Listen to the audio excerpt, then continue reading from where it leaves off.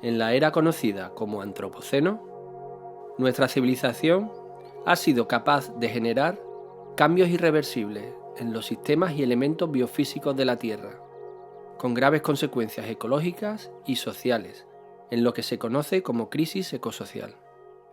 Ante esta crisis, que deriva en el colapso del mundo tal y como lo conocemos, Jorge Richman afirma en Informe a la Subcomisión de Cuaternario: hay que repetirlo una y otra vez. Paradójicamente, solo asumir de verdad que no hay solución podría abrir un camino que evitase lo peor.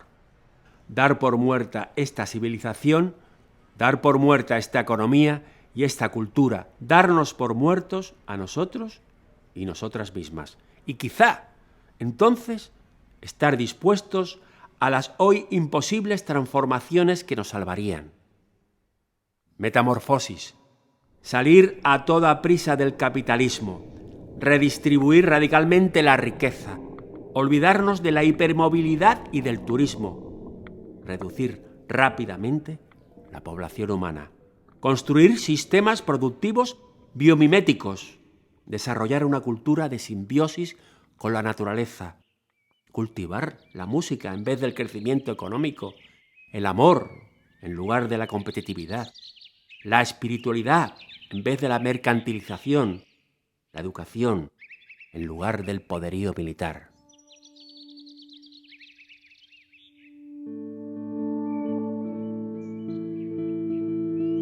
Estás escuchando el primer podcast del catálogo sonoro de las aves migratorias de la provincia de Cádiz. Un trabajo que explora, desde las artes, la relación simbiótica entre la naturaleza y nuestra civilización.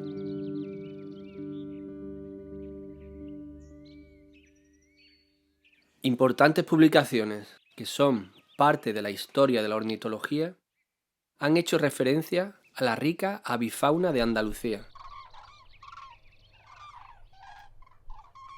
Sin duda, la más conocida es la publicada en 1895, Ornitología del Estrecho de Gibraltar, de Howard Irby, una valiosa y exhaustiva descripción de las aves del estrecho y su entorno, magníficamente ilustrada por Archibald Thorburn. También merecen ser mencionadas Mi vida entre las aves silvestres de España, de Will Vermeer, publicado originalmente en 1909 y traducido recientemente por la Sociedad Gaditana de Historia Natural, y las publicaciones de Abel Chapman y Walter Buck, España agreste y España inexplorada, de 1893 y 1910 respectivamente. En 2019, Juan Carlos Rodríguez y Javier Ruiz publican un libro que había permanecido oculto, entre otros documentos, en la antigua biblioteca del Castillo de Arcos de la Frontera. Se trata de Aves desde un castillo en el sur de España. Una obra inédita del escritor y pintor naturalista William Hutton Riddle, fallecido en 1946. Un libro en el que describe las aves que durante años ha ido observando en el entorno de sus residencias en Arcos de la Frontera y Chiclana, además de la Laguna de la Janda, la Campiña Gaditana, la Serranía de Ronda y Doñana. Billy Riddle es parte de la historia del ecologismo en Andalucía, que tiene como máximo exponente la creación del Parque Nacional de Doñana, al situarse como conexión entre los naturalistas Abel Chapman y Walter Buck con Mauricio González Gordon. Una relación de cercana amistad y de colaboración profesional unió a estas tres generaciones de naturalistas. Riddle, en Aves desde un castillo en el sur de España, hace una especial mención a las grullas.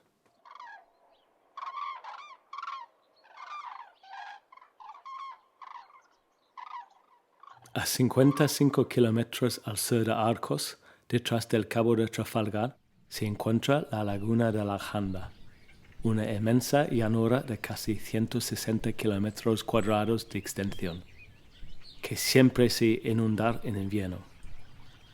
Desde el castillo de Arcos podemos ver el brillo de sus aguas bajo el sol del mediodía, y más allá las colinas sobre Trafalgar.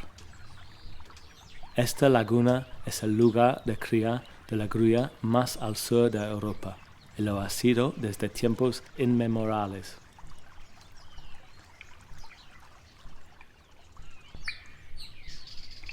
Una pequeña cueva vecina, la cueva del Tajo de las Figuras, contiene una serie de pinturas prehistóricas que los investigadores Henry Bruel y Hugo Oppermeier consideran del Neolítico. En ella hay 2 o 3 grandes dibujos que se parecen al dibujo del sol hecho por un niño, todos con rayos y con una serie de pequeños óvulos en el centro. Los expertos han interpretado estos dibujos como nidos de grullas con sus huevos. Creo que podemos suponer que en esos lejanos días anidaban más grullas en la laguna de la Janda que en la actualidad. Cuando Howard Irby estaba escribiendo The Ornithology of the Straits of Gibraltar, o Abel Chapman y Walter Buck publicaron Wild Spain, algunas grullas todavía anidaban en la Janda.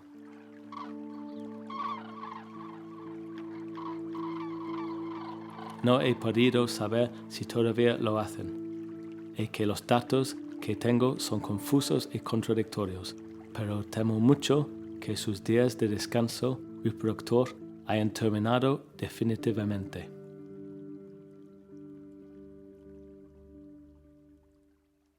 Hablamos con José Manuel López sobre la tristemente desecada Laguna de la Janda, donde anidó, hace 70 años, la última pareja de grullas de la península ibérica.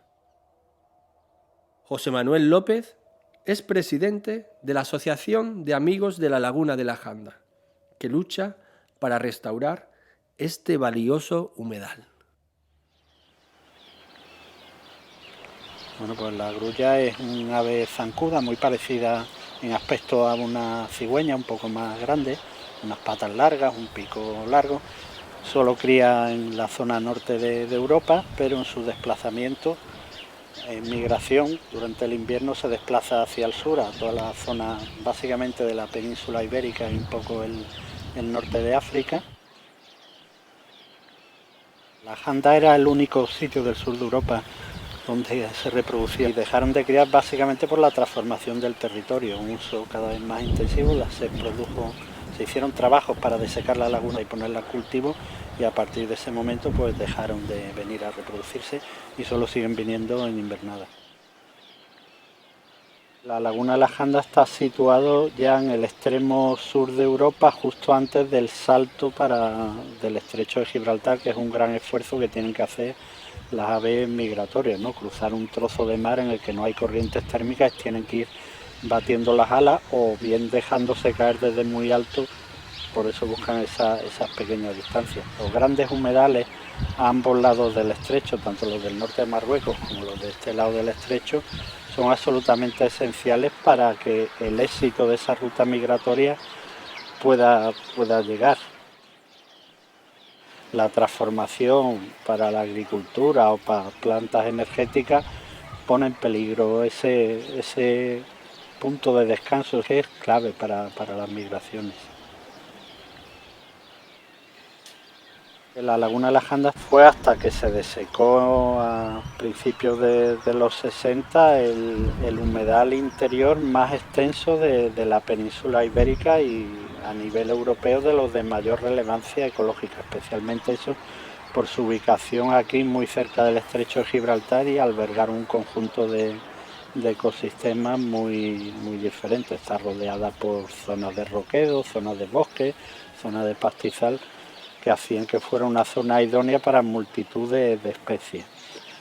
Ese gran humedal se desecó y supuso una tragedia desde el punto de vista ecológico, porque evidentemente las condiciones cambiaron y además los terrenos circundantes también han sufrido intensas transformaciones agrícolas, no solo la propia laguna, con lo cual ha cambiado drásticamente.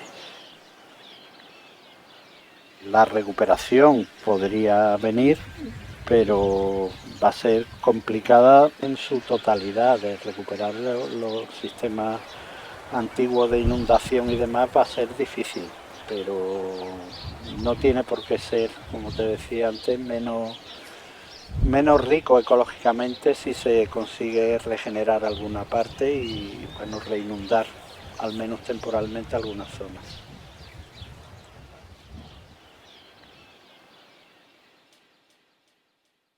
Ahora vamos a escuchar una nueva composición de Morgan Kane, basado en el canto de las grullas y cigüeñas.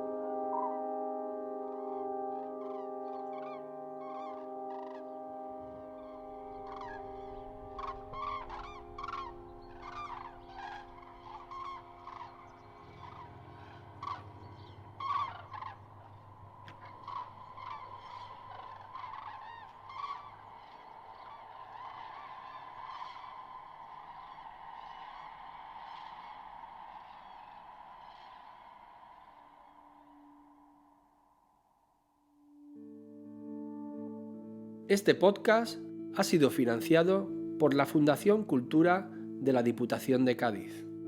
Dirección musical y edición de sonido Morgan Kenny. Guión y dirección artística Alberto López Baena.